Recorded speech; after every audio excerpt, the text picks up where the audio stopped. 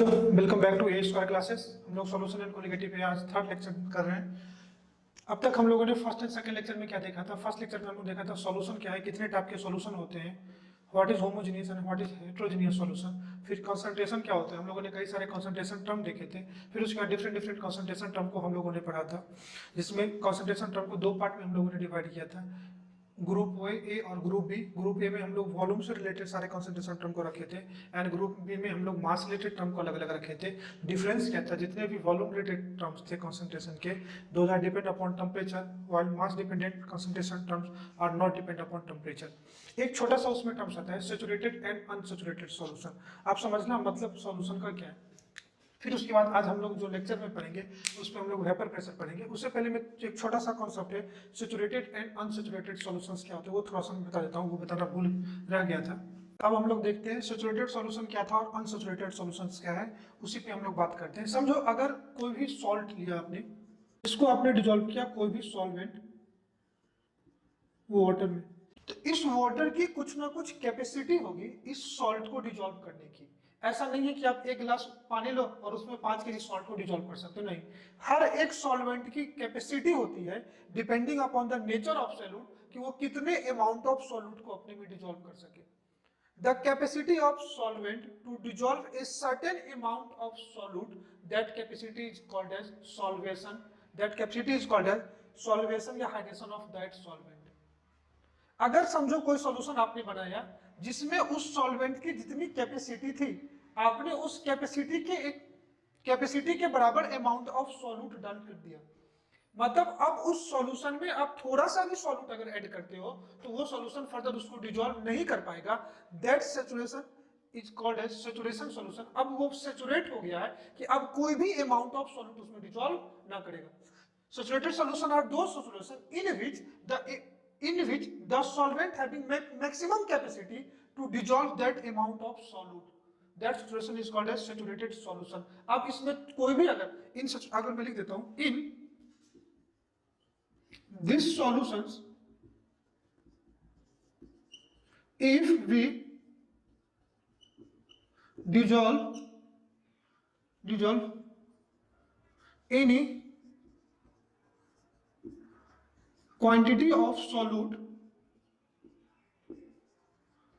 then it will precipitate.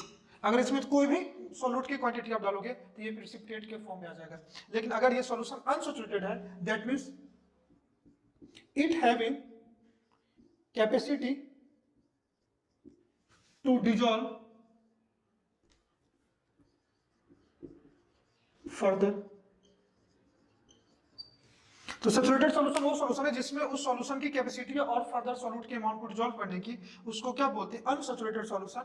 और saturated solution वो है जिसमें आप कोई भी अमाउंट ऑफ सॉल्यूट डिसॉल्व नहीं कर सकते। हाँ, ये अलग बात है कि अगर आप टेंपरेचर बढ़ाओगे तो कोई भी सैचुरेटेड सॉल्यूशन अनसैचुरेटेड सॉल्यूशन में आएगा, क्योंकि मॉलिक्यूल को एनर्जी मिल जाएगी डिसॉल्व होने के लिए।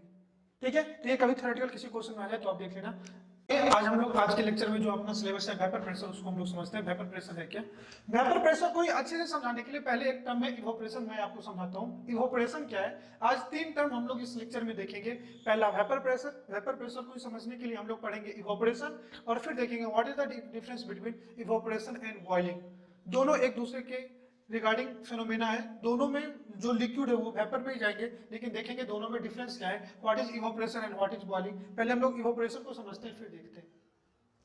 समझो अगर कोई चीज इवोपरेट हो रहा है, जब भी आप सुनते हो कि इवोपरेशन, जैसे अभी समझो कि कोई भी आपका गीला कपड़ा सूख जाता है, ड्राई हो जाता है, क्यों? क्योंकि उसमें जो एब्जॉर्ब वाटर मॉलिक्यूल है वो इवोपरेट हो जाते हैं एटमॉस्फेयर में। अब ऐसा नहीं है कि कपड़ा अभी जो गर्मी का टाइम है तो ही कपड़ा सूखता है, कपड़ा बारिश के टाइम में भी सूखता है और कपड़ा सर्दियों के टाइम में भी सूखता है। इनकेस अगर बात करूं तो अभी पुणे की टेम्परेचर 40 डिग्री अप्रॉक्स है, तो पुणे में भी कपड़ा सूख रहा है, और जेएन के जहां पे टेम्परेचर भी 20 के अप्रॉक्स है वहां भी उन लोगों का कपड़ा सूखता होगा। डिफरेंस क्या है कि इवोपरेशन समझना कैसे होता है, इस चीज को समझते हैं, क्यों वाटर इवोपरेट हो जा रहा है। समझना, एक कंटेनर है जिसमें कोई भी एक सॉल्वेंट आपने लिया है, समझो वाटर लिया है। फ्रैक्शन का जो हम लोगों ने सॉल्वेंट को लिया था, इसमें कोई भी एक प्योर सॉल्वेंट आपने लिया है, ए लिया। तो एक कोई भी कंटेनर है जिसमें आपने प्योर सॉल्वेंट ले लिया है, तो इस सॉल्वेंट के सरफेस पे किसके पार्टिकल होंगे? एक ही पार्टिकल होंगे। तो इस सरफेस पे जो पार्टिकल है इसमें सारे एक के पार्टिकल होंगे, और ऐसा नहीं है यहां भी एक के पार्टिकल होंगे, इसके नीचे में भी एक के पार्टिकल होंगे। मॉलिक्यूल होते हैं सॉलिड, लिक्विड एंड गैस। मतलब किसी भी जो मॉलिक्यूल होते हैं या कोई भी जो एलिमेंट होते हैं वो तीन फॉर्म में एग्जिस्ट करते हैं। They can either exist in the form of solid, liquid and gas. अब समझना सॉलिड, लिक्विड, गैस मतलब क्या है। सॉलिड, लिक्विड एंड गैस, ये तीन फॉर्म एग्जिस्ट करते हैं। अब समझो हर एक मॉलिक्यूल की दो अपोजिट टेंडेंसी होती है। एक को बोलते हैं एस्केपिंग टेंडेंसी, दूसरे को बोलते हैं बाइंडिंग टेंडेंसी या mutual attraction between the molecule. दो प्रॉपर्टी हर एक मॉलिक्यूल की होती है। अगर मैं बात करूं, each molecule having two opposite type of tendency, एक को बोलते हैं एस्केपिंग टेंडेंसी और दूसरे को बोलते हैं म्यूचुअल अट्रैक्शन। म्यूचुअल अट्रैक्शन वो टेंडेंसी है जो दोनों मॉलिक्यूल को बाइंड करके रखेगा, और एस्केपिंग टेंडेंसी वो है जो उसको एस्केप करा देगा, वो छोड़ करके चला जाएगा। तो समझो सबसे ज्यादा जो म्यूचुअल एस्केपिंग टेंडेंसी है वो तो एस्केप कर जाएगा ना, वो चला जाएगा, लेकिन म्यूचुअल अट्रैक्शन वो उसको बाइंड करके रखेगा।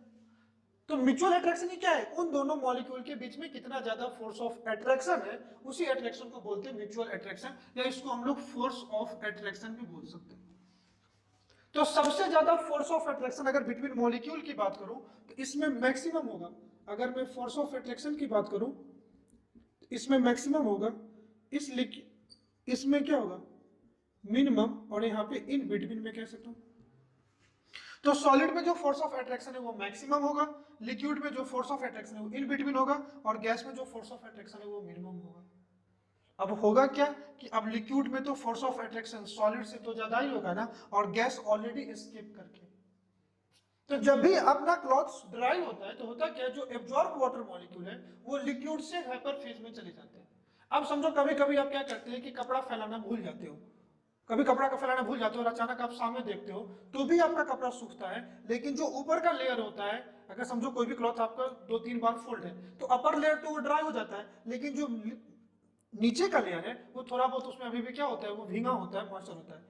तो कौन मॉलिक्यूल, किस वाटर मॉलिक्यूल, कौन से लेयर के वाटर मॉलिक्यूल जल्दी इवोपरेट हो रहा है? तो जो सरफेस में ऊपर लेयर है वो जल्दी क्या हो जाती है, ड्राई हो जाते हैं, मतलब उसके मॉलिक्यूल जल्दी क्या हो जाते हैं, एस्केप कर जाते हैं, इवोपरेट कर जाते हैं। अब समझना क्यों होता है। अब इस मॉलिक्यूल में दो टाइप के मॉलिक्यूल हैं। एक ए मॉलिक्यूल है जो सरफेस पे है, अगर ये प्योर सॉल्वेंट है तो पूरे कंटेनर में तो ए ही होंगे, लेकिन ए के कुछ मॉलिक्यूल सरफेस पे है और कुछ बल्क में के होते हैं, उनकी kinetic energy average kinetic energy से ज्यादा होती है। तो मैं लिख सकता हूं सरफेस मॉलिक्यूल काइनेटिक एनर्जी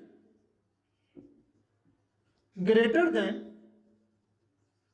अगर सरफेस मॉलिक्यूल की kinetic energy average kinetic energy जो मॉलिक्यूल की 3/2 RT या 3/2 KT nRT या 3/2 KT आप जो पढ़े होगे ऐसे स्टेट में, उससे इसकी क्या होगी, ज्यादा होगी। और मॉलिक्यूल की अगर काइनेटिक एनर्जी ज्यादा है तो उसकी एस्केपिंग रेंडमनेस बढ़ेगी, रेंडमनेस बढ़ेगी तो उसकी एस्केपिंग टेंडेंसी बढ़ेगी, और एस्केपिंग टेंडेंसी उसमें काइनेटिक एनर्जी बढ़ने से अगर उसकी एस्केपिंग टेंडेंसी अगर बढ़ गई तो वो म्यूचुअल अट्रैक्शन को क्रॉस कर जाएगा और मॉलिक्यूल इवोपरेट कर जाएगा।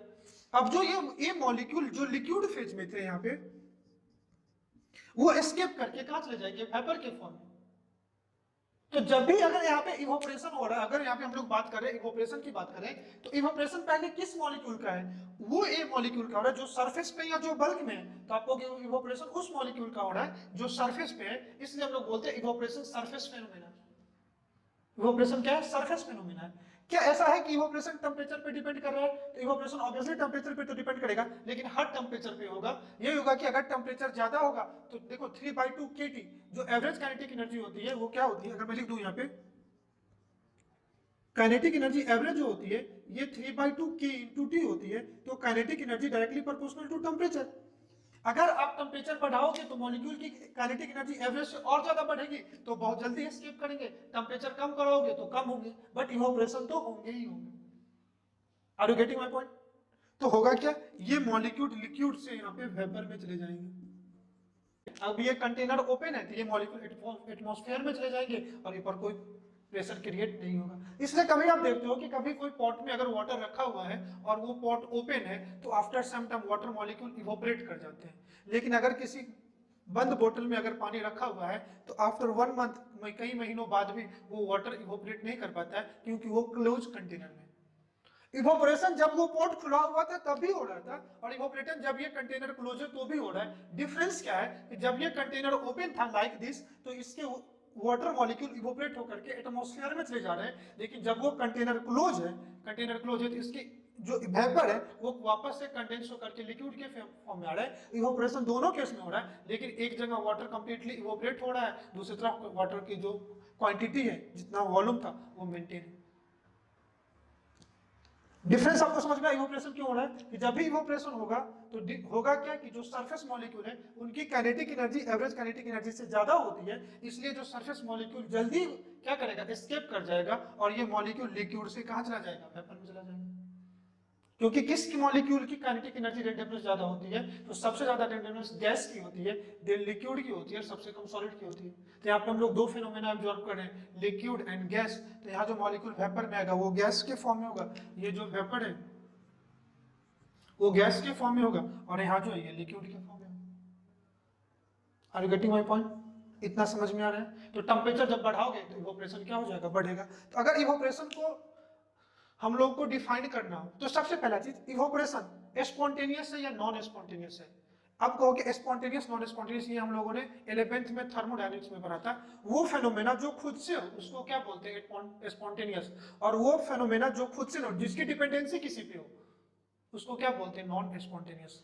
तो यहाँ जो इवोपरेशन ये खुद से हो रहा है ना, तो सबसे पहला चीज अगर मैं इवोपरेशन की बात करूं तो इट इज स्पॉन्टेनियस या नॉन स्पॉन्टेनियस, तो आप कहोगे sir it is spontaneous. Spontaneous conversion of liquid molecule into vapor. Spontaneous conversion of liquid molecule present at the surface molecule is known as evaporation. लेकिन समझो इसी फिनोमेना को थोड़ा सा आप कंपेयर करो बॉइलिंग से, तो कभी भी आप इवोपरेशन में देखोगे कोई आपको वाटर बबल्स नहीं दिखेंगे। लेकिन समझो अगर किसी कंटेनर में, इसको हटाता हूं, में वाटर रखा हुआ है, आप इसको क्या दे रहे हो, हीट दे रहे हो यहां से,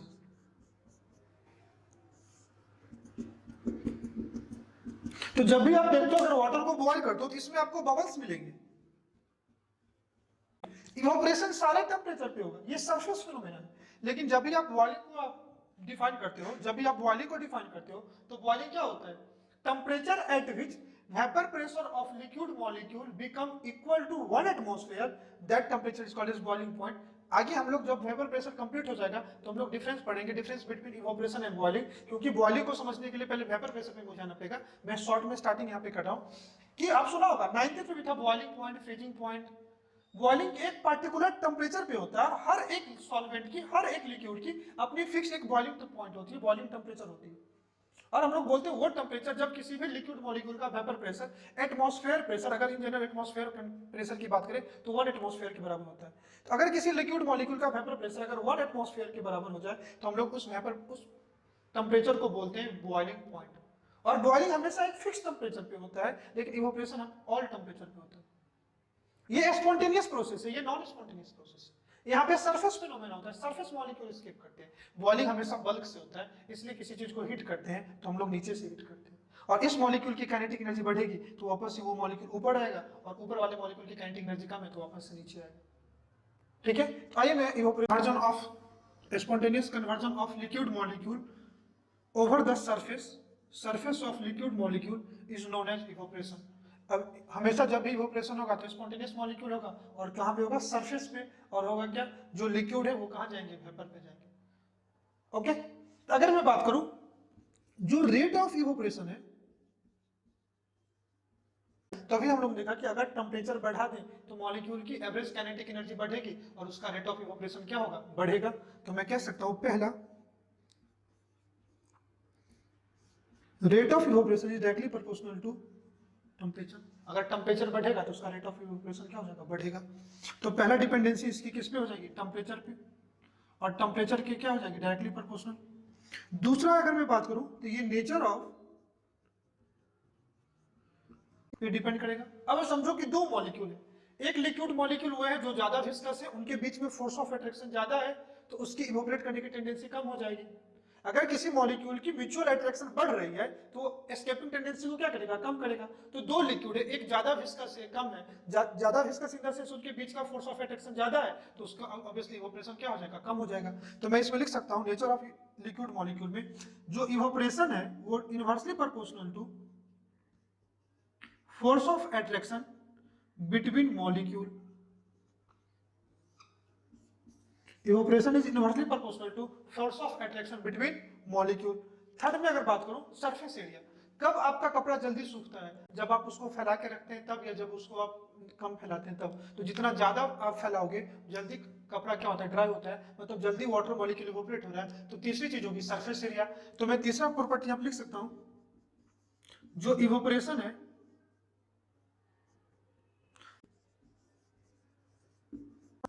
मॉलिक्यूल। और चौथा है, आपको देखना ये आप आराम से समझ जाओगे, जो फोर्थ होगा हेयर ड्रायर का यूज करते हैं। क्यों, नहा के आने के बाद बाल गीला होता है तो बाल को सुखाने के लिए हेयर ड्रायर का यूज करते हैं। कब आपका बाल ड्राई जल्दी होता है, जब आप जितना ज्यादा एयर फ्लो कराते हो तब, या उस फ्लो ऑफ एयर में जब आप हीटर चालू करते हो तब। तो जितना ज्यादा गर्म हवा आप अपने बाल पे डालते हो जल्दी इवोपरेट होता है, मतलब passing of dry air over the surface. अगर सरफेस के ऊपर से जितना ज्यादा ड्राई एयर पास कराएंगे, उस ड्राई एयर का मतलब क्या होगा कि उसमें मॉइस्चर नहीं हो। देखो ना, आप हेयर ड्रायर में क्या करते हो, हीटर ऑन कर देते हो, उससे होगा क्या कि गर्म हवा जाने से बाल जल्दी सूखता है, मतलब टेम्परेचर जाने से, गर्म हवा जाने से ये जो मॉलिक्यूल में जो मॉइस्चर है वो जल्दी इवोपरेट हो जाते हैं। तो चौथा होगा, इसमें मैं लिख सकता हूं passing of dry air, air मतलब ज्यादातर एयर में जो गैस होगा ये O2 एंड N2 होते हैं। That is your evaporation. Evaporation हम लोगों ने समझ लिया। अब वेपर प्रेशर को पढ़ते हैं, इवोपरेशन के हेल्प से कि वेपर प्रेशर क्या है। अब उसी इवोपरेशन को क्लोज कंटेनर में करा देंगे तो अब वेपर क्या होगा, इक्युमुलेट होगा, और उससे जो प्रेशर डेवलप होगा उसी को क्या बोलते हैं, वेपर प्रेशर। मैं आपको समझाता हूं, आप समझिए, काफी अच्छे से आपको समझ में आएगा। प्योर सॉल्वेंट, जिसको ए ले लिया, इस कंटेनर में जो भी प्योर सॉल्वेंट आपने लिया होगा तो उसका कुछ ना कुछ अमाउंट होगा, और उस अमाउंट पे अगर मैं बात करूं तो उसके सरफेस पे किसके पार्टिकल होंगे, तो आप कहोगे उसके सरफेस पे ए के ही पार्टिकल होंगे। तो मैं सरफेस पे ए के पार्टिकल को दिखा दे रहा हूं। अब दो टाइप के सब्सटेंस होते हैं, एक को बोलते हैं वोलेटाइल लिक्विड, दूसरे को बोलते हैं नॉन वोलेटाइल लिक्विड। अगर ये सॉल्वेंट आपके वोलेटाइल नेचर के हैं तो इसका इवोपरेशन होगा। इसका क्या होगा, इवोपरेशन होगा। अगर इसका इवोपरेशन होगा तो इसके मॉलिक्यूल लिक्विड फेज से वेपर फेज में जाएंगे। अब देखिए, अगर इसके मॉलिक्यूल लिक्विड फेज से वेपर फेज में जा रहे हैं तो यहां जो ये मॉलिक्यूल है ये लिक्विड फेज में है, ये गैस फेज में, या इसको गैस में बोल करके हम वेपर भी बोल सकते हैं। ये वेपर फेज में गए तो फिनोमेना है इवोपरेशन, सरफेस फिनोमेना है। तो जितना बड़ा सरफेस होगा उसका रेट ऑफ इवोपरेशन क्या होगा, ज्यादा होगा। और तो क्या होगा, पहले एक लेयर ऊपर जाएंगे, दूसरी लेयर। अगर ये कंटेनर ओपन में है तो यहाँ पे कोई भी वेपर एक्युमुलेट नहीं होगा, और ये सारा का सारा वेपर एटमॉस्फेयर में आ जाएगा। और जो अपने एटमॉस्फेयर का सराउंडिंग प्रेशर हम लोग 1 एटमॉस्फेयर जूम करते हैं, वही 1 एटमॉस्फेयर प्रेशर होगा। अब हम लोग इसी इवोपरेशन को क्लोज कंटेनर में कराते हैं। क्या कराते हैं, इवोपरेशन इन क्लोज कंटेनर। ये जो होगा इस कंटेनर को क्लोज करते हैं। तो हमने क्या किया, कंटेनर को क्लोज कर दिया। अब समझना बड़े आराम से, मैं इसको समझाता हूं, फिर मैं इसको एक एक करके लिख करके समझाऊंगा। पहले सोचना, अगर इस कंटेनर में आपने पहले क्या लिया, प्योर सॉल्वेंट ए ले लिया, तो उस टाइम में समझो एक इनिशियल टाइम होगा, जैसे ही आपने लिया होगा, ऐसा तो नहीं होना लिया और धड़ से इवोपरेट कर गया, नहीं। जैसे ही आपने प्योर सॉल्वेंट यहाँ पे लिया होगा तो उस केस में एक इनिशियली एक भी सारे के सारे ए के मॉलिक्यूल लिक्विड फेज में होंगे, और उस केस में एक भी वेपर नहीं बना होगा। मतलब इसके ऊपर का जो स्पेस है ये पूरा का पूरा खाली होगा। समझो, स्टार्ट करते इवोपरेशन को। जैसे ही मॉलिक्यूल इवोपरेट किया तो पहला एक वाटर मॉलिक्यूल लिक्विड से वेपर फेज में आया। पहले कोई वेपर नहीं था, सिर्फ आपके पास लिक्विड ही थे। तो लिक्विड थे तो एक ही फेनोमेना हो रहा था, इवोपरेशन, लिक्विड से गैस में या लिक्विड से वेपर में जा रहे थे। फिर दूसरा मॉलिक्यूल आया, फिर तीसरा मॉलिक्यूल आया। जैसे जैसे इवोपरेशन टाइम के साथ बढ़ेगा, यहाँ पे इस स्पेस में ए का वेपर मॉलिक्यूल बढ़ेगा। मैं क्या कह रहा हूं, पहले यहाँ पे एक भी वेपर नहीं थे, अब जैसे ही टाइम के साथ एक के मॉलिक्यूल वेपरेट करेंगे, अब वेपर फेज में एक के मॉलिक्यूल बढ़ेंगे। पहले कुछ भी नहीं था तो कोई भी वेपर मॉलिक्यूल कंडेंस नहीं हो रहे थे। अब टाइम के साथ यहाँ पे वेपर फेज में जो ए के मॉलिक्यूल बढ़ रहे हैं ना, तो वेपर भी तो कंडेंस करेगा, क्योंकि वेपर की रेंडमनेस ज्यादा होती है, वेपर की एवरेज काइनेटिक एनर्जी ज्यादा होती है, तो ये ए के मॉलिक्यूल इधर उधर क्या करेंगे, जिगजैग मोशन में मूव करेंगे। अगर ये जिगजैग मोशन में मूव करते करते कभी कंटेनर के वॉल से कोलाइड करेंगे और कभी लिक्विड मॉलिक्यूल से कोलाइड कर लेंगे, और जैसे ही एक ही वेपर इस लिक्विड मॉलिक्यूल के सरफेस से कोलाइड करेंगे, वो वेपर ट्रैप हो जाएगा। दैट मींस जब वेपर लिक्विड में वापस से आ जाएगा तो उसको बोलते हैं कंडेंसेशन। तो इनिशियली एक ही फेनोमेना हो रहा था, इवोपरेशन, लेकिन टाइम के साथ यहाँ पे वेपर के बढ़ने से, जैसे टाइम के साथ इस मॉलिक्यूल में वेपर बढ़ने से वेपर में क्या हो रहा है कि वेपर मॉलिक्यूल का कंडेंसेशन बढ़ रहा है। अगर हम लोग इवोपरेशन देख रहे हैं तो इवोपरेशन चार चीजों पे हम लोग ने देखा डिपेंड करती है। पहला टेम्परेचर, दूसरा नेचर ऑफ सॉल्वेंट, तीसरा सरफेस एरिया, चौथा पासिंग ऑफ ड्राई एयर। यही चार चीज पर डिपेंड करेगा। तो सबसे पहले टेम्परेचर, तो हमने टेम्परेचर तो कुछ बढ़ाया नहीं ना, तो पहला टेम्परेचर भी क्या है यहाँ पे कांस्टेंट। दूसरा सरफेस एरिया की बात कर ले, तो एक बार जो इस कंटेनर को हमने ले लिया तो इसका जो सरफेस एरिया है, सरफेस एरिया भी क्या है, चेंज नहीं हो रहा है, तो वो भी कांस्टेंट है। एक बार जो आपने नेचर ऑफ सॉल्वेंट जो लेना था ले लिया, तो सरफेस नेचर ऑफ सॉल्वेंट भी कोई चेंज नहीं कर रहा है, ना आपको ड्राई एयर पास करा रहे हो। तो इवोपरेशन तो जिस एक कांस्टेंट रेट से चलता रहेगा, इवोपरेशन उसी रेट से चलता रहेगा। लेकिन इस वेपर फेज में नंबर ऑफ ए के वेपर बढ़ने से, नंबर ऑफ ए के वेपर मॉलिक्यूल बढ़ने से यहाँ पे इसका कंडेंसेशन बढ़ने लगा। मैं कुछ और ए के मॉलिक्यूल दिखा दे रहा हूं। तो ये जो मॉलिक्यूल जा रहे हैं A2 वेपर में, इसको बोलते हैं इवोपरेशन, और ये जो मॉलिक्यूल आएंगे उसको बोलते हैं कंडेंसेशन। कंडेंसेशन और इवोपरेशन क्या है आप समझना, कि अगर लिक्विड मॉलिक्यूल वेपर में जाएंगे, लिक्विड, तो ये इंडोथर्मिक प्रोसेस है, तो इसमें जो डेल्टा एच होगा वो क्या होगा, पॉजिटिव, और इस केस में जो डेल्टा एच होगा ये निगेटिव होगा। मतलब ये एक्जोथर्मिक प्रोसेस है, ये इंडोथर्मिक प्रोसेस है। एक में टेम्परेचर हीट एब्जॉर्ब होगा, दूसरे में रिलीज होगा। अब आइए हम लोग इसी कहानी को फिर से रिपीट करते हैं। इनिशियली इस फेज में कोई भी वेपर मॉलिक्यूल नहीं था, तो सिर्फ एक ही प्रोसेस हो रहा था, इवोपरेशन हो रहा था, वो एक कांस्टेंट रेट से हो रहा था। और इवोपरेशन जिन चीजों पे डिपेंड कर रही है, बाकी सब चीज यहाँ पे कांस्टेंट है। तो अब क्या होने लगा, टाइम के साथ इस मॉलिक्यूल में वेपर बढ़ने लगा, एक के वेपर बढ़ने लगे, सॉल्वेंट के वेपर मॉलिक्यूल बढ़ने लगे, तो अब उससे उसका कंडेंसेशन धीरे धीरे क्या होगा, बढ़ने लगेगा। धीरे धीरे कंडेंसेशन बढ़ेगा तो यहाँ पे एक प्रेशर क्रिएट हो रहेगा। पहले कुछ खाली थे, अब एक वेपर आए, दो वेपर आए, तीन वेपर आए, 10 वेपर आए, 50 आए, 100 आए। तो जैसे जैसे वेपर फेज में एक ही वेपर बढ़ते रहेंगे, वो एक प्रेशर क्रिएट करेंगे। बेसिकली प्रेशर ऑफ गैस या प्रेशर ऑफ वेपर क्या होता है कि जितना ज्यादा एक के मॉलिक्यूल वॉल ऑफ कंटेनर से कोलाइड करेंगे, वो वॉल पे एक प्रेशर क्या करेंगे, क्रिएट करेंगे। That due to collision of vapour molecule, due collision of vapor molecule with the wall of container, then wall of container exert a pressure, and the pressure exerted by gaseous molecule on the wall of container, that pressure is called as pressure of gas। और यहाँ पे ये pressure vapour molecule से exert हो रहा है, इसलिए उसको बोलेंगे वेपर प्रेशर। तो क्या जैसे ही एक ही मॉलिक्यूल आकर के कुछ प्रेशर क्रिएट किए, तो क्या उसको वेपर प्रेशर बोलेंगे, नहीं बोलेंगे वेपर प्रेशर, क्योंकि टाइम के साथ एक ही मॉलिक्यूल वेपर फेज में बढ़ ही रहे हैं, मतलब प्रेशर बढ़ रहा है, प्रेशर बढ़ रहा है, प्रेशर बढ़ रहा है, कंटिन्यूअसली प्रेशर बढ़ता रहेगा। अब हुआ क्या कि पहले रेट ऑफ इवेपोरेशन एक कांस्टेंट रेट से चल रहे थे, मतलब conversion of liquid into vapour, some molecule liquid से गैस में जा रहे थे, तो इधर क्या करने लगे, रेट ऑफ कंडेंसेशन बढ़ने लगे।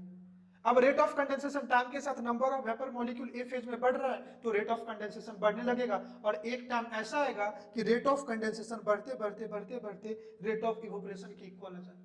जब rate of evaporation rate of condensation के इक्वल हो जाएगा, मतलब मैं ये कहना चाह रहा हूं कि जितने लिक्विड मॉलिक्यूल वेपर में जाएंगे, सेम टाइम उतने ही वेपर मॉलिक्यूल उस टाइम पे लिक्विड पे आ जाएंगे।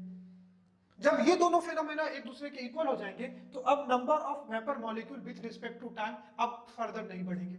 मतलब यहाँ पे एक कांस्टेंट प्रेशर क्या हो जाएगा, क्रिएट हो जाएगा, और that constant pressure is called as vapour pressure. यहाँ पे जो उस इक्विलिब्रियम पे अब हुआ क्या, rate of evaporation rate of condensation के इक्वल जब हो जाएगा, तो यहाँ पे एक कांस्टेंट प्रेशर एक्सर्ट होगा, और that pressure is called as vapour pressure. That pressure is called as vapour pressure. उसी को हम लोग बोलते हैं vapour pressure of pure solvent, जिसको मैं पीए नॉट से डिनोट करता हूं। हमेशा जब प्योर फॉर्म में जो वेपर प्रेशर होगा ना उसको पीओ नॉट से डिपेंड करते हैं। अब समझो कि अगर इस इक्विलिब्रियम एग्जिस्ट होने में, अगर इस इक्विलिब्रियम एग्जिस्ट होने में समझो आप 10 मिनट लग रहे हैं, अगर इस इक्विलिब्रियम को एस्टेब्लिश होने में समझो 10 सेकंड, मैं 10 मिनट में 10 सेकंड ले रहा हूं, 10 सेकंड लग रहा है, तो 0 to 9 सेकंड के बीच में भी तो यहाँ पे कुछ प्रेशर होगा ना, और 0 to 9 सेकंड के बीच में जो यहाँ पे प्रेशर है उस प्रेशर को अपन क्या बोलेंगे, तो उसी प्रेशर को बोलते हैं क्या, पार्शियल प्रेशर। उसी प्रेशर को क्या बोलते हैं, पार्शियल प्रेशर। हर एक इंस्टेंट पे यहाँ पे कुछ ना कुछ प्रेशर है, हर एक इंस्टेंट पे यहाँ पे कुछ ना कुछ प्रेशर है, और जो पार्शियल प्रेशर, उसी प्रेशर को बोलते हैं पार्शियल प्रेशर। और वेपर प्रेशर बेसिकली है क्या, it is the maximum value of partial pressure. जो यहाँ पे वेपर प्रेशर है वो पार्शियल प्रेशर की मैक्सिमम वैल्यू है। तो मैं लिख देता हूं, it is the maximum value of partial.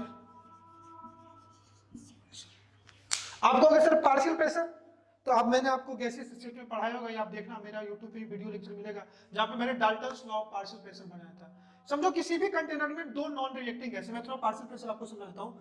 किसी भी कंटेनर में दो नॉन रिएक्टिंग गैस है, तो उस कंटेनर का जो प्रेशर होगा, कोई भी दो non reacting gas X and Y है, तो उस कंटेनर में जो प्रेशर होगा उसमें कुछ प्रेशर एक्स भी कंट्रीब्यूट करेगा और कुछ प्रेशर वाई भी कंट्रीब्यूट करेगा। तो जो टोटल प्रेशर है उसको क्या बोलते हैं, पार्शियल प्रेशर। लेकिन इंडिविजुअली एक्स का जो कंट्रीब्यूशन होगा उस प्रेशर में, उसी को क्या बोलते हैं, पार्शियल प्रेशर ऑफ एक्स। और जो वाई का कंट्रीब्यूशन होगा सिमिलरली, उसको बोलेंगे पार्शियल प्रेशर ऑफ वाई। तो partial pressure is defined as when mixture of two and more than two non reacting gas present in a container, then pressure exerted by the single gas, pressure exerted by the one gas, that is called partial pressure। मैंने आपको पढ़ाया Dalton's law of partial pressure, आप देखना उसमें समझ में आएगा। यहाँ पे भी आएगा, जब हम लोग राउल्स लॉ पे आएंगे ना तो वहाँ पे थोड़ा सा डाल्टन्स लॉ का कॉन्सेप्ट यूज होता है, पार्शियल प्रेशर का कॉन्सेप्ट यूज होता है। अब आइए इसी चीज को मैं समझाता हूं, आप समझना कि जो मैंने थ्योरेटिकली बात बताई उसी चीज को मैं समझाता हूं। समझो at to zero, t equal to वो पॉइंट है जहां पे मैंने क्या लिया था, उस प्योर सॉल्वेंट को लिया था। टी इक्वल टू जीरो कौन सा पॉइंट है, जहां पे वो मैंने प्योर सॉल्वेंट को लिया था। तो वहां पे एक ही चीज है, जो रिएक्टेंट है लिक्विड है, वो ओनली लिक्विड है। तो यहाँ पे एक ही प्रोसेस होगा, इवोपरेशन होगा, जो लिक्विड मॉलिक्यूल है वो वेपर में जाएंगे। तो यहाँ पे जो लिक्विड है, क्या जब टी इक्वल टू जीरो पे रिएक्टेंट ओनली क्या है, लिक्विड है, मतलब यहाँ पे कोई वेपर अब तक नहीं बना है, कोई वेपर अब तक नहीं बना है। और इस कंडीशन में एक ही फेनोमेना होगा जो को बोलते हैं इवोपरेशन। रेट होगा, उसको आरई लिखते हैं, रेट ऑफ इवोपरेशन, एक कांस्टेंट रेट से चलेगा। After t equal to some time t equal to t, मैं कोई भी एक टाइम ले लेता हूं, एट कोई भी एक टाइम ले लो। अब टी इक्वल टू वो टाइम जो मैंने ले लिया, तो आफ्टर सम टाइम कुछ क्या मिलेंगे, वेपर भी मिलेंगे और लिक्विड तो था ही। आफ्टर सम टाइम रिएक्टेंट में क्या मिलेंगे, लिक्विड तो था ही, लेकिन अब कुछ इवोपरेशन हो गया है तो कुछ वेपर क्या बनेंगे, लिक्विड के ऊपर के बन गए होंगे। तो इस केस में जो रिएक्टेंट होंगे होंगे एंड क्या होंगे, वेपर। अब ये जो लिक्विड एंड वेपर दोनों आ गए, तो अब दो चीज होगा, जो लिक्विड है वो वेपर में भी जाएगा, रेट ऑफ इवोपरेशन होगा वो हमेशा क्या होगा, कांस्टेंट रेट से चलेगा, rate of evaporation constant rate से चलेगा। लेकिन अब क्या होगा कि वेपर के बनने से वेपर लिक्विड में जाएगा, तो स्टार्ट क्या हो गया, रेट ऑफ कंडेंसेशन बिगिंस। बताओ अब further rate of condensation time के साथ क्या लगा, बढ़ने लगा। आरई, आरई मतलब रेट ऑफ इवोपरेशन, आरसी मतलब रेट ऑफ कंडेंसेशन। इसको मैं लिख देता हूं, रेट ऑफ इवोपरेशन बिगिंस। और रेट ऑफ कंडेंसेशन टाइम के साथ क्या लगेगा, फर्दर बढ़ता रहेगा। एक ऐसा टाइम आएगा जहां पे rate of evaporation rate of condensation के इक्वल हो जाए। एट जो टाइम है, at t equal to t equilibrium. अब इस केस में क्या हुआ, जो रिएक्टेंट है दोनों है, दोनों है, तो यहां पे होगा क्या कि जितना लिक्विड सेम टाइम उतना ही वेपर किस में आ जाएगा, लिक्विड में। जो ऊपर जाएगा उसको रेट ऑफ इवोपरेशन ले लिए, जो नीचे आएगा रेट ऑफ कंडेंसेशन लिए। और इस टाइम पे rate of evaporation equal to rate of condensation.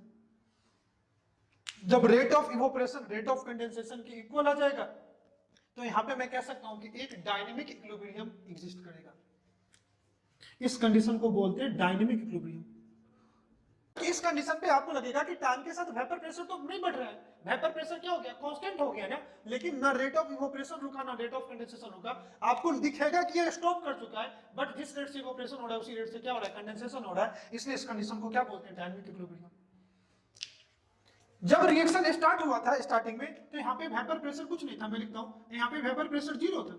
इस कंडीशन पे जो वेपर प्रेशर है वो इंक्रीज कर रहा है, और इस केस पे जो वेपर प्रेशर है वो कांस्टेंट हो गया, और जिस कंडीशन में वेपर प्रेशर कांस्टेंट हो जाएगा उसी कंडीशन को क्या बोलते हैं, कंडीशन ऑफ डायनामिक इक्विलिब्रियम।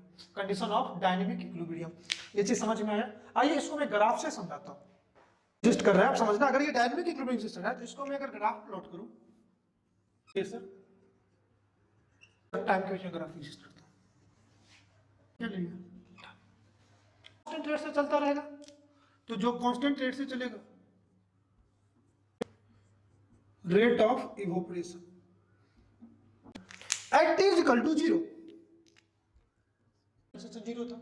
अब टाइम के साथ कंडेंसेशन बढ़ा, तो टाइम के साथ कंडेंसेशन बढ़ेगा, बढ़ते बढ़ते टाइम के साथ कंडेंसेशन बढ़ेगा, और बढ़ते बढ़ते एक ऐसे टाइम पे आ जाएगा कि rate of evaporation rate of condensation के क्या हो जाएगा, equal. Rate of evaporation rate of condensation के क्या हो जाएगा, इक्वल। और जिस टाइम पे ये जो ग्राफ है that is called rate of condensation, और जिस टाइम पे rate of evaporation rate of condensation के इक्वल हो जाए, rate of evaporation is equal to rate of condensation, इसी को बोलते हैं, इस पॉइंट को बोलते हैं। और इस पॉइंट पे जो प्रेशर बनेगा वही पार्शियल प्रेशर की मैक्सिमम की वैल्यू है। तो मैं लिख देता हूं एट दिस पॉइंट प्रेशर, इसी कंडीशन पे इसी इक्विलिब्रियम के पॉइंट पे जो rate of evaporation rate of condensation के इक्वल होगा, rate of evaporation rate of condensation के इक्वल होगा, और इस कंडीशन पे जो प्रेशर एक्सर्ट होगा उसी को अपन क्या बोलते हैं, वेपर प्रेशर। ये मैंने लिखा, pressure exerted by the vapour form in the condition of dynamic equilibrium over the surface of liquid in a closed container, that pressure is called as vapor pressure। और इसी vapor pressure अगर solvent water है, और water के case में जो pressure exert होगा उसी को अपन बोलते हैं aqueous tension। ठीक है, अब दूसरी बात आती है, ये आपने लिख लिया होगा। अगर दूसरी बात आती है कि अगर समझो इस प्रेशर को क्रिएट होने में if equilibrium is placed in 10 second, then pressure in between 0 to 9 second, उसको क्या बोलेंगे, तो उसी को क्या बोलते हैं, पार्शियल प्रेशर, उसी को क्या बोलते हैं, पार्शियल प्रेशर। अब आइए इसको थोड़ा इक्विलिब्रियम से कोरिलेट करते हैं। अगर आप इक्विलिब्रियम से कोरिलेट करोगे तो ये जो H2O लिक्विड है ये किस में जा रहा है, H2O वेपर में। अगर ये इक्विलिब्रियम पे ये कंडीशन ये रिएक्शन हो रहा है, तो अगर इसका मैं इक्विलिब्रियम कांस्टेंट लिखूं के इक्विलिब्रियम, तो के इक्विलिब्रियम देखो प्योर सॉल्वेंट का एक्टिव मास कितना लेते हैं 1, तो बचा क्या, वेपर, वेपर का गैस का क्या लेते हैं, पार्शियल प्रेशर, तो इसको केपी के टर्म्स में लिखेंगे, तो ये पार्शियल प्रेशर ऑफ क्या हो जाएगा, H2O, पार्शियल प्रेशर ऑफ क्या, वाटर वेपर। और जो इक्विलिब्रियम कांस्टेंट की जो वैल्यू है, इसको इक्विलिब्रियम हम लोग पढ़ चुके हैं, इसको ब्रह्मा का एक वरदान है, इक्विलिब्रियम ओनली ऑन सिर्फ टेंपरेचर पे डिपेंड करता है।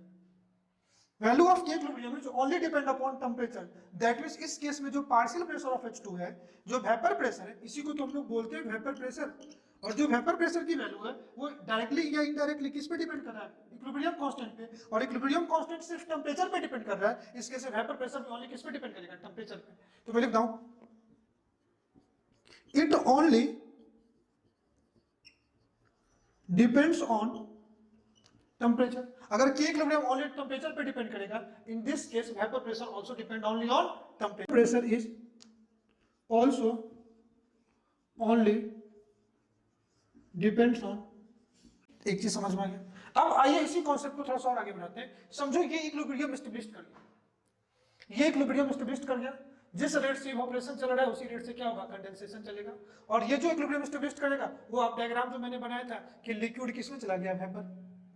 आप किसी भी तरह से थोड़ा सा हीट दे दो, थोड़ा सा किसी भी तरह से आप थोड़ा सा और लिक्विड, मतलब जितने समझो आपने उस कंटेनर में 10 ग्राम आपने लिक्विड लिया था, मैं फिर से थोड़ा सा डायग्राम, अब देखो, अब देखिए हम लोगों ने इसी डायग्राम से समझा था, और इस केस में इक्विलिब्रियम पे of evaporation rate of condensation के इक्वल था, और जो प्रेशर डेवलप हुआ था उसी को बोलते थे वेपर प्रेशर। समझो इस इक्विलिब्रियम पे, समझो आप एग्जांपल से समझते हैं। समझो आपने यहाँ पे 10 ग्राम लिक्विड लिया, इनिशियली 10 ग्राम लिक्विड लिया था, लिख देता हूं एट t इक्वल टू 0, जो लिक्विड है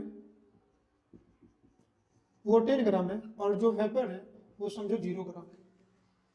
कोई दिक्कत?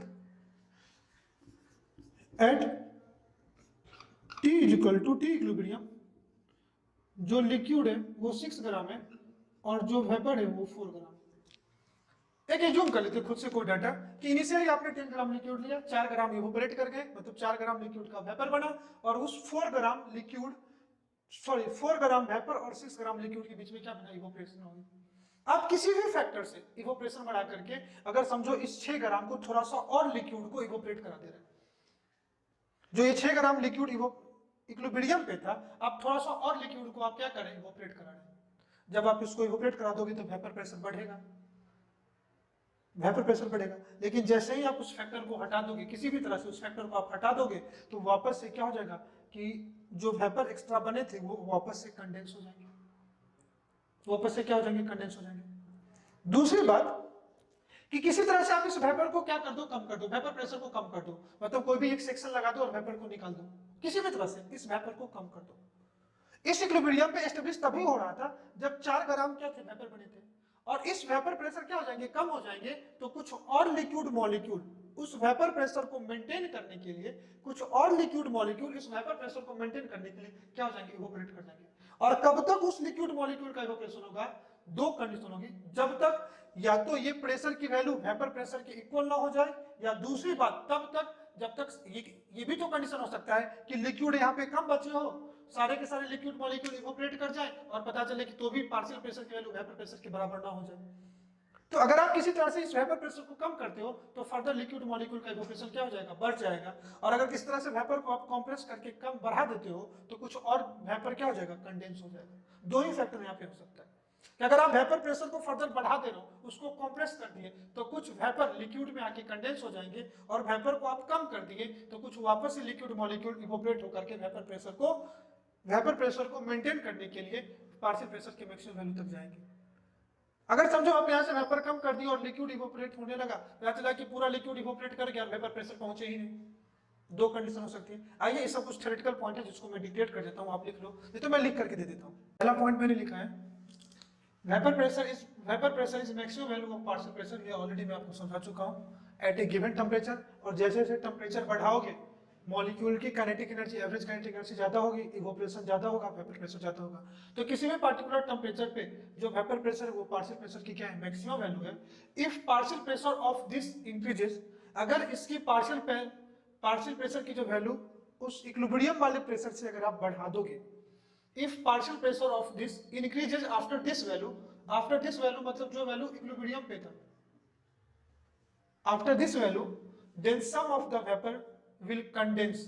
मैंने यही कहा था कि अगर इक्विलिब्रियम पे जो वेपर प्रेशर बना है, वेपर प्रेशर डेवलप हुआ है, उस वेपर प्रेशर को आप किसी तरह बढ़ा दो, कंप्रेस कर दो, तो कुछ वेपर क्या हो जाएंगे? कंडेंस कर जाएंगे। तो ये मैंने कहा था सम वेपर विल कंडेंस, कुछ वेपर क्या कर जाएंगे? कंडेंस कर जाएंगे। इफ पार्शियल प्रेशर डिक्रीजेस, अगर पार्शियल प्रेशर को कम कर दोगे तो कुछ लिक्विड कहाँ जाएंगे? वेपर में जाएंगे।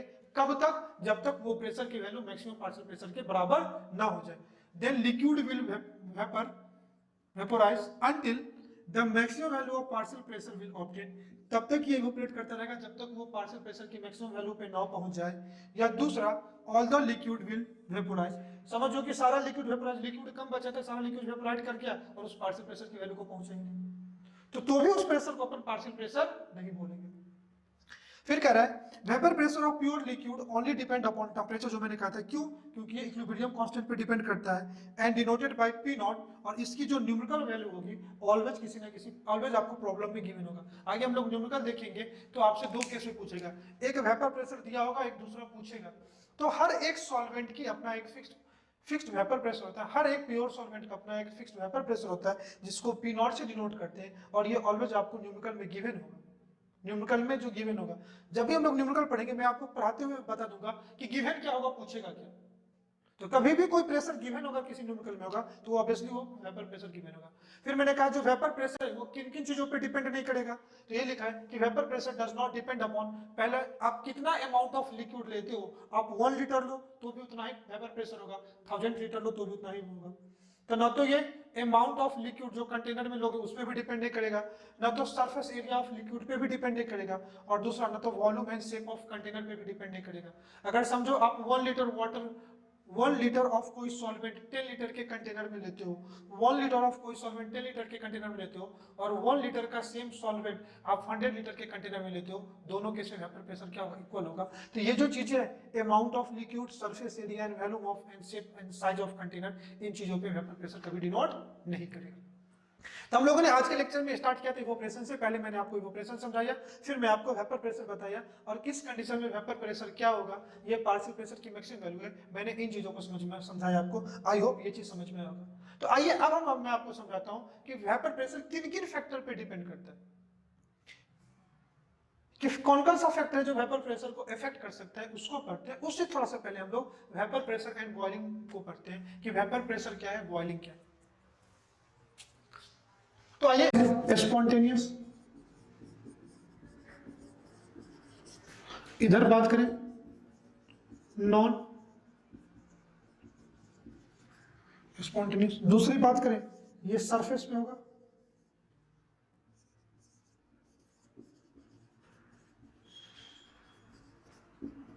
इधर बात करें तो ये बल्क फेनोमेना होगा,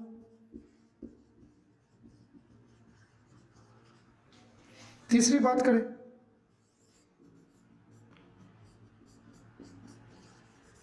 ये ऑल टेम्परेचर पे होगा, इधर बात करें eight a particular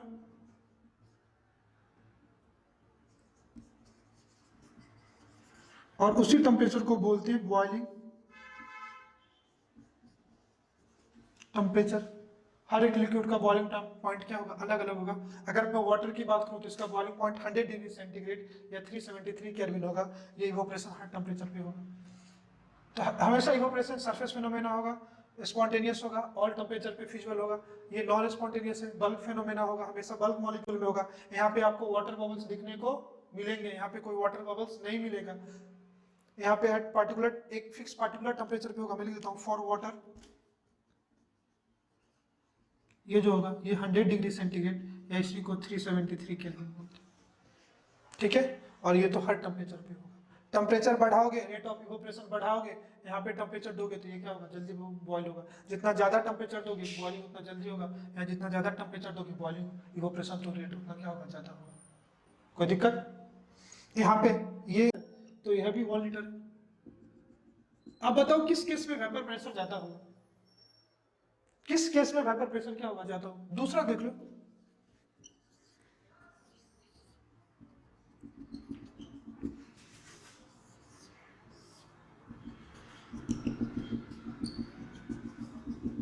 same container same amount of volume, किस केस में ज्यादा होगा।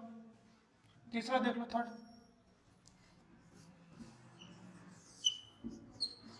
100 लीटर कंटेनर है, इसमें मैंने H2 लिया, ये 10 लीटर कंटेनर है, इसमें मैंने H2 लिया, किस केस में वेपर प्रेशर ज्यादा मिलेगा। आप जब इसको देखोगे तो in all cases vapour pressure क्या होगा, इक्वल होगा। वेपर प्रेशर क्या होगा, इन दोनों केस में वेपर प्रेशर क्या होगा, इक्वल होगा। इन दोनों के केस में वेपर प्रेशर क्या होगा, इक्वल होगा, क्योंकि वेपर प्रेशर ना तो अमाउंट ऑफ सॉल्वेंट पे इक्वल होगा। एक चौथा अगर क्वेश्चन देख लो, समझो इसमें 10 लीटर ऑफ वाटर है, सेम कंटेनर में इसमें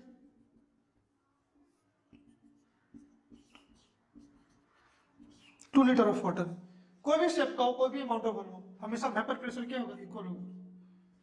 वेपर प्रेशर क्या होगा, तो कभी आपको डायग्राम में भी कोई क्वेश्चन आ जाए तो आप क्लियर करना, वेपर प्रेशर इन चीजों पे डिपेंड करेगा ही नहीं, सिर्फ ओनली ऑन टेम्परेचर पे डिपेंड करेगा। वेपर प्रेशर को समझो ब्रह्मा का वरदान है कि vapour pressure depend only on temperature, बाकी किसी भी फैक्टर पे डिपेंड नहीं करेगा। ओके, वेपर प्रेशर किस किस फैक्टर पे डिपेंड करता है, इसमें पहला हम लोग देखते हैं नेचर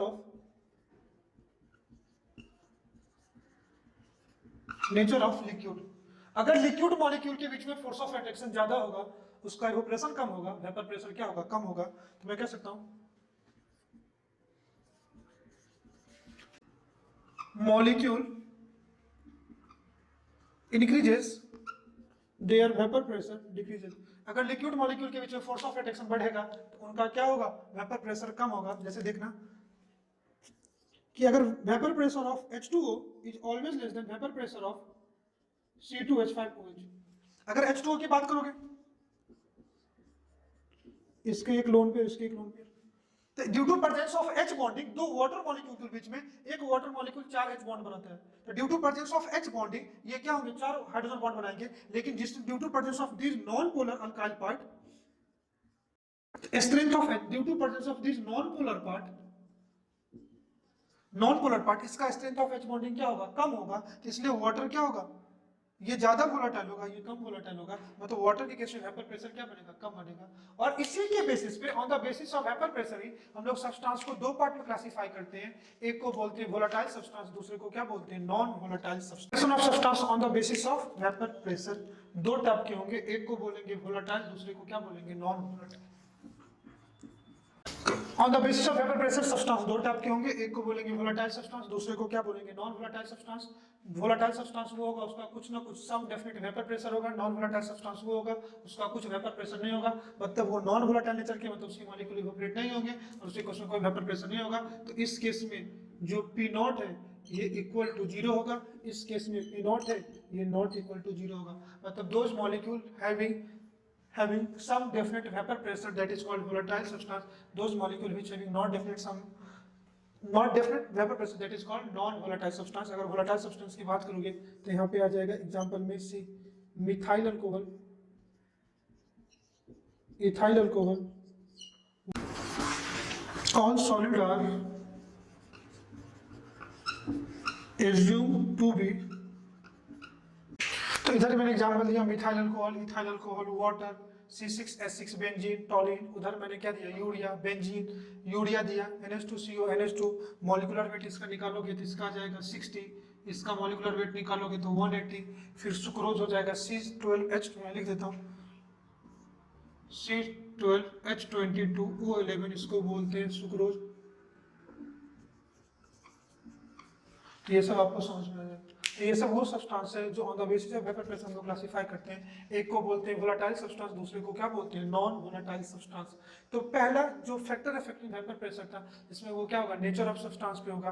अगर सब्सटेंस जितना ज्यादा वोलेटाइल नेचर का होगा उसका वेपर प्रेशर उतना ज्यादा होगा। अगर सब्सटेंस के बीच में खुद अगर force of attraction, mutual attraction ज्यादा होगा, उसका वेपर प्रेशर क्या होगा, कम होगा। जो दूसरा फैक्टर है दैट इज कॉल्ड टेम्परेचर। आइए हम लोग टेम्परेचर को देखते हैं। वेपर प्रेशर का है टेम्परेचर से, कह रहा है on increase the temperature kinetic energy of molecule. अब अभी हम लोग ने पढ़ चुका है।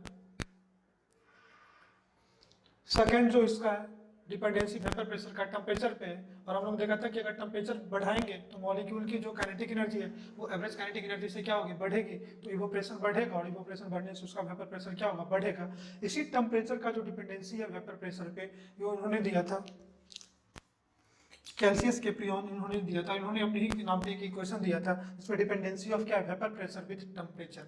सेम यही इक्वेशन नीट 2016 में पूछा हुआ क्वेश्चन था। इक्वेशन क्या है, change in ln Vp, change in ln Vp, Vp क्या है, वेपर प्रेशर, या ln P भी लिख सकते हो आप, pressure upon temperature. Change in log vapour pressure upon change in temperature is equal to delta H of vaporisation upon RT square, जिसको enthalpy of vaporisation बोलते हैं। R गैस कांस्टेंट है, T temperature in kelvin scale है, Vp vapour pressure है, T क्या है, temperature है। ये लिखा हुआ है। और इंक्रीज द टेम्परेचर, अगर आप टेम्परेचर बढ़ाओगे तो काइनेटिक एनर्जी ऑफ मॉलिक्यूल, जो एवरेज काइनेटिक एनर्जी वो बढ़ेगा। उसके बाद से attraction between the molecule, mutual attraction कम होगा, एस्केपिंग टेंडेंसी ज्यादा होगा, इवोपरेशन ज्यादा होगा, वेपर प्रेशर क्या होगा, ज्यादा होगा। इसमें लिखा है vapour pressure is directly proportional to temperature, और ये एक कर्व होगा टेम्परेचर एंड वेपर प्रेशर के बीच में। इस एक्सिस पे हम लोग लेते हैं टेम्परेचर और इस एक्सिस पे क्या लेते हैं, वेपर प्रेशर। आई होप समझ में आएगा। अगर आप इसी को दो अलग अलग टेम्परेचर लोगे तो दो अलग अलग वेपर प्रेशर मिलेगा। अगर मैं दो अलग अलग टेम्परेचर पे इसको डाल करके दिखाता हूँ, ये यही आएगा ln vapour pressure 2 upon pressure 2 by pressure 1 is equal to delta vaporisation upon R 1 upon T2 minus 1 by T1 का स्क्वायर। इसमें देखोगे डेल्टा H ऑफ वेपराइजेशन क्या है, molar enthalpy of vaporisation, molar या इसी को मोलर हीट ऑफ वेपोराइजेशन होगा। Vp2 क्या है? तो vapour pressure of liquid at temperature T2, और Vp1 क्या है? Vapour pressure of liquid at temperature T1। ठीक है, तो यही क्या था? Dependency of vapour pressure with respect to temperature. कोई दिक्कत? तो आज हम लोगों ने जो पढ़ा, आज हम लोगों ने जो समझा कि वेपर प्रेशर क्या है, इवोपरेशन क्या है, किस किस चीज पे डिपेंड कर रही है। इससे जो क्लोज कंटेनर में इवोपरेशन कराओगे तो जो प्रेशर क्रिएट होगा उसी को क्या बोलते हैं? Vapour pressure. जो प्रेशर क्रिएट होगा उसी को क्या बोलते हैं? Vapour pressure. और वेपर प्रेशर जो क्लोज कंटेनर में इवोपरेशन की वजह से जो क्रिएट होगा वो किन किन चीजों पे डिपेंड करती है और उसका इफेक्ट क्या है। आइए इसी पे बेस्ड कुछ क्वेश्चन करते हैं, क्योंकि क्वेश्चन तब इस पे अच्छे एग्जाम के जेई या नीट या जेई मेन एडवांस की बात करो या नीट एम्स की बात करो तब मिलेंगे जब हम लोग इस प्योर सॉल्वेंट में कुछ नॉन वोलेटाइल सॉल्यूट या वोलेटाइल सॉल्यूट को ऐड करेंगे। समझो अभी आपने प्योर सॉल्वेंट मतलब प्योर वाटर लिया, उसमें अल्कोहल डाल तो भी वेपर प्रेशर बनेगा, लेकिन वेपर प्रेशर वहां वाटर से भी बनेगा और अल्कोहल से भी बनेगा। समझो इस वेपर प्रेशर जो वाटर का है उसमें आप चीनी डाल दो, शुगर डाल दो। चीनी मैंने लिख दिया कि all the solid are non volatile nature, तो चीनी क्या है? नॉन वोलेटाइल नेचर क्या है? तो due to addition of non volatile solute vapour pressure में कुछ फर्क होगा। वैसे मैं बता दूं कि कोई भी नॉन वोलेटाइल सॉल्यूट ऐड करने से वेपर प्रेशर क्या होता है? कम होता है। तो यही एक टर्म हम लोग का लोअरिंग ऑफ वेपर प्रेशर या relative lowering of vapour pressure. तो हम लोग आगे बढ़ेंगे, आज जितना पढ़ा उसी पे कुछ क्वेश्चन करते हैं। आप देखो क्वेश्चन कैसे हम लोग सॉल्व करते हैं। ओके, आइए नेक्स्ट क्वेश्चन देखते हैं। आइए अब तक जो पढ़ा है, उसी पे बेस्ड ये क्वेश्चन देखते हैं। कह रहा है calculate amount of water vapor required to saturate a vessel of volume 82 liter at 300 Kelvin having vapor pressure 38 torr। Simple कह रहा है कोई भी एक 82 लीटर का वेसल्स है, कितना amount of water vapour evaporate करेगा 300 केल्विन पे, जो वेसल्स में जो वेपर प्रेशर बनेगा वो कितना होगा? 38 टॉर। तो समझो ये एक कंटेनर है, वाटर वेसल्स है, वॉल्यूम कितना है? 82 लीटर। इसमें जो वेपर प्रेशर है, वेपर प्रेशर वो कितना है? 38 टॉर। तो 38 टॉर को पहले एटीएम में ले आए, तो आप जानते होंगे कि 760 एटीएम इज इक्वल टू 1 क्या होता है? टॉर। तो इसको एटीएम में लाना है तो कितना करेंगे? 38 अपॉन 760 से डिवाइड कर दो तो आपको डायरेक्टली किस में आ जाएगा? एटीएम में आ जाएगा। तो अगर एटीएम में आ जाएगा तो देख लो ये कितना हो जाएगा? 1/20। ये जो कंटेनर है वो किस टेम्परेचर पे है? 300 केल्विन। तो कह रहा है कितना अमाउंट ऑफ वाटर वेपर को इवोपरेट करना पड़ेगा जो सेचुरेट कर जाए इस कंटेनर 82 लीटर के कंटेनर में, जो प्रेशर कितना हो जाए? 1/20 एटमॉस्फेयर। तो लगाते हैं PV इक्वल टू nRT। अगर आप अप्लाई करते हो PV equal to nR into T, तो यहां से मुझे क्या निकालना पड़ेगा? प्रेशर कितना आ गया? 1/20। वॉल्यूम कितना है? 82। एंड यही नंबर ऑफ मोल निकालना है। R की वैल्यू 0.082, टेम्परेचर कितना? 300। यही R की वैल्यू होती है ना, 0.082। अब अगर ध्यान से देखोगे तो इस 2 जीरो से ये डेसिमल यहाँ आ जाएगा, इस 2 जीरो से एक डेसिमल यहाँ आ जाएगा। अब 82 से इसको करोगे तो ये कितना आ जाएगा? 0.1। तो n इजिकल टू कितना हो जाएगा? 0.1 इंटू 3 0.3। तो n equal to 0.3, n equal to cross multiplication कर दो तो 1/20 इंटू 0.3, तो ये आ जाएगा कितना? 1/6 मोल। ये 1/6 निकल गया। अमाउंट पूछा है तो वेट निकालना पड़ेगा, तो वेट इजिकल टू 1/6 मल्टीप्लाई 18, ये कितना जाएगा? 3। समझ में आया? अब इसी क्वेश्चन का मैं एक सेकंड पॉइंट खुद से दे रहा हूं। अब आपसे कह रहा है कि इसी क्वेश्चन के लिए फ्रॉम एवं problem 5 gram of water in container. अगर आप इस कंटेनर में 5 ग्राम ऑफ वाटर ले रहे हो तो कितना परसेंटेज ऑफ वाटर इवोपरेट करेगा?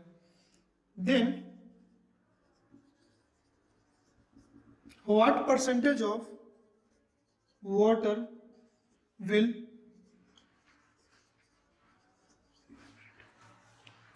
अब इस कंटेनर के 5 ग्राम में से आपने 5 ग्राम लिया और कितना, ये 5 ग्राम आपने वाटर लिया, इसमें से कितना ग्राम आ गया? 3 ग्राम। तो परसेंटेज ऑफ वाटर इवोपरेट, तो परसेंटेज ऑफ वाटर इवोपरेट की बात करोगे तो 3/5 इंटू कितना 100, तो ये कितना आ गया 60%। तो अभी हम लोगों ने देखा vapour pressure of pure solvent. अब उस क्या करते हैं उस सॉल्वेंट में, अभी हम लोगों ने कंप्लीट किया vapour pressure of pure solvent. अब क्या करेंगे कि उस प्योर सॉल्वेंट में हम क्या करते हैं कि एक एक करके सॉल्यूट डालते हैं। अब सॉल्यूट दो टाइप के हो सकते हैं, हमने देखा ना, on the basis of vapour pressure substance दो टाइप के होंगे, एक को बोलते हैं वोलेटाइल, दूसरे को क्या बोलते हैं नॉन वोलेटाइल।